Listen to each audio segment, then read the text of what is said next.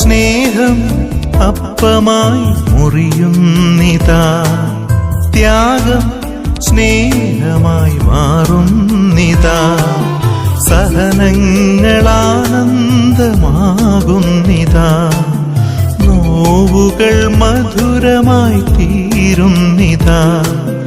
ഈ യാഗവേദിയിൽ എന്നേശുനാഥൻ തൻ ജീവനെ പോലും നൽകുന്നിതാ. സ്നേഹം അപ്പമായി മുറിയുന്നിതാ, ത്യാഗം സ്നേഹമായി മാറുന്നിതാ, സഹനങ്ങളാനന്ദമാകുന്നിതാ, നോവുകൾ മധുരമായി തീരുന്നിതാ.